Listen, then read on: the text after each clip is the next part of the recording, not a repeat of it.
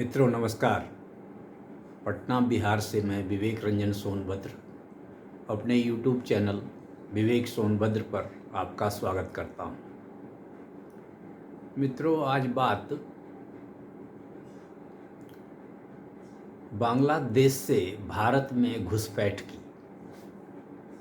आपने भी वर्षों से, महीनों से, दशकों से सुना होगा कि भारत में बांग्लादेश से घुसपैठ होती है।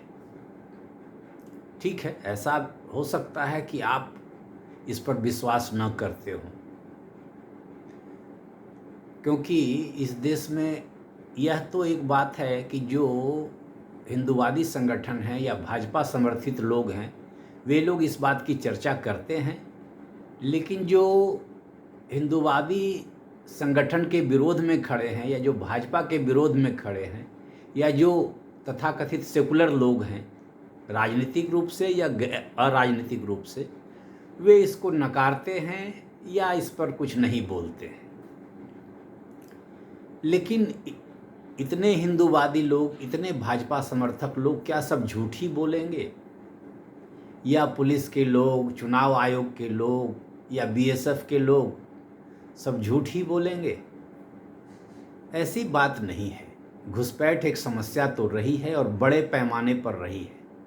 ये वहाँ के लोग, उधर के रहने वाले लोग भी स्वीकारते हैं।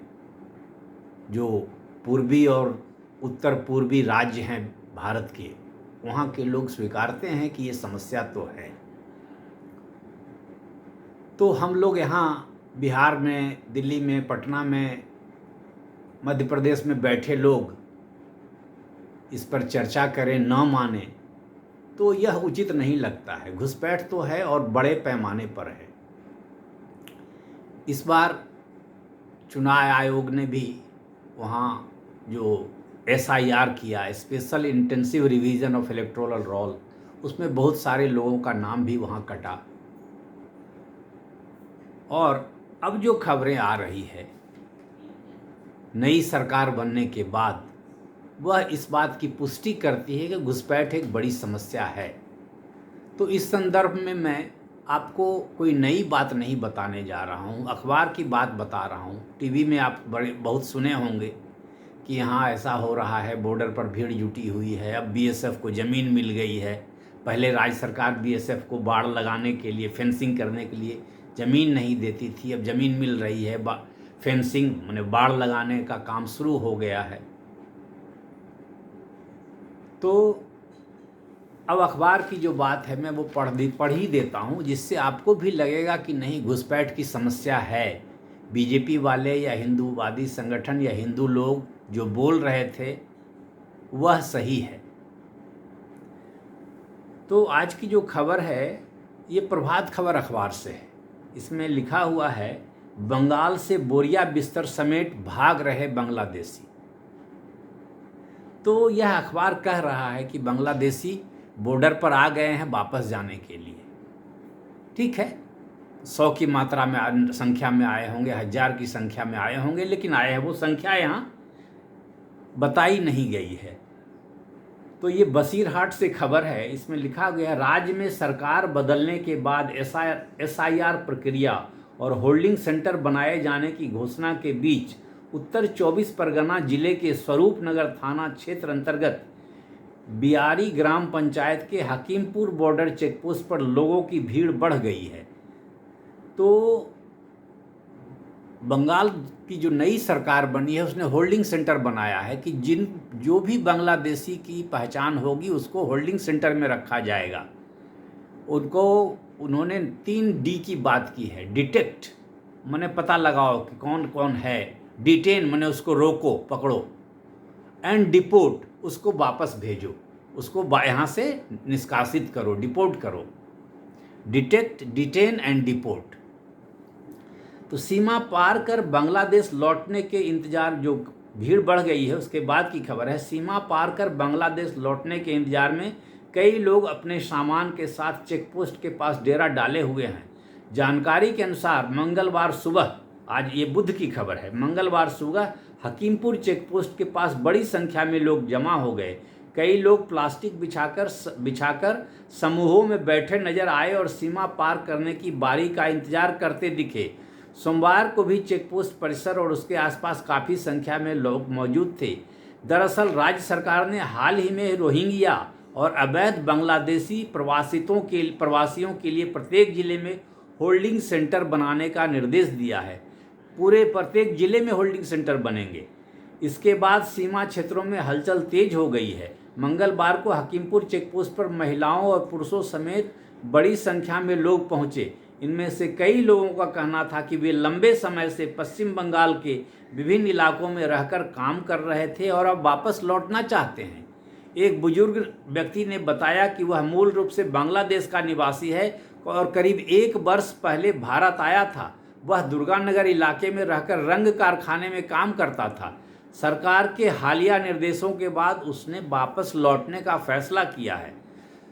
सूत्रों के मुताबिक जो लोग वहां बताते हैं, अखबार वालों को पता चलता है, उसे सूत्र कहते हैं। सूत्रों के मुताबिक कई लोग काम की तलाश में अवैध रूप से सीमा पार कर बंगाल के अलग हिस्सों में रह रहे थे और अब अपने देश लौटने की कोशिश में सीमा क्षेत्र में जमा हो रहे हैं। तो ये खबर अखबार की है। अच्छा, हमारा जो गृह मंत्रालय है वो हमेशा से यह मानता आया है, चाहे केंद्र में भाजपा की सरकार हो या भाजपा के अलावे किसी की सरकार हो, कि घुसपैठ तो है। हाई कोर्ट में भी कई बार मामले गए हैं, सुप्रीम कोर्ट तक मामले गए हैं, जहां की माना गया है कि घुसपैठ तो हो रही है।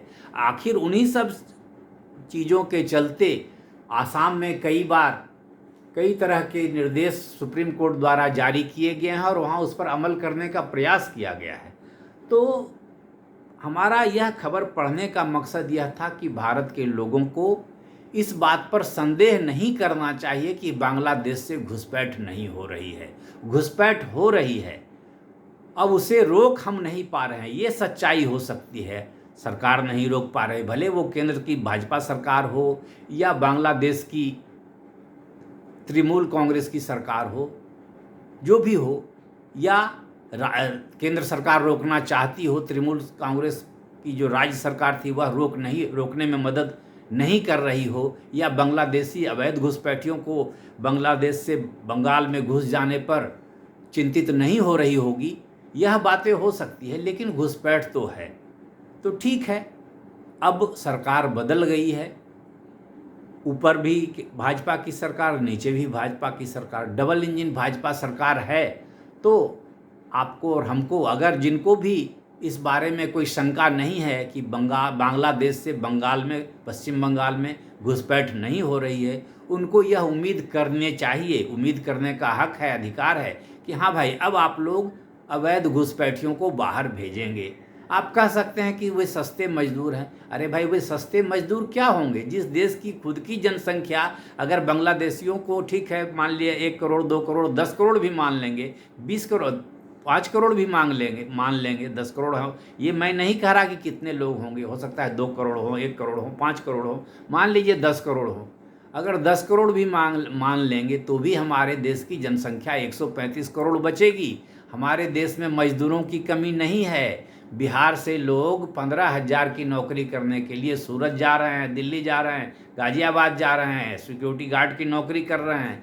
तो हमें सस्ते मजदूर के रूप में बांग्लादेशियों की ज़रूरत नहीं है। इसलिए डबल इंजन की सरकार से उम्मीद अब हम लोगों को रखनी चाहिए कि बांग्लादेशियों को वापस भेजा जाएगा और हमारे समाज में जो सांस्कृतिक परेशानी, आर्थिक परेशानी हो रही है उन अवैध घुसपैठियों से, उस समस्या से हम कुछ हद तक निपटने में सफल हो पाएंगे। तो मित्रों, ये बांग्लादेश से अवैध घुसपैठ पर मेरे वीडियो बनाने का यही मकसद हो कि वस्तु स्थिति की जानकारी लोगों को हो। मुझे विश्वास है कि घुसपैठ बड़े पैमाने पर हुई है, अब इसे रोका जाना चाहिए। हो सकता है बीएसएफ ही रोकने में नाकामयाब हो, अब चाहे उसमें क्या कारण है वो तो बीएसएफ के लोग ही जानते होंगे या वहाँ के लोकल प्रशासन के लोग जानते होंगे। तो घुसपैठ रोकनी चाहिए।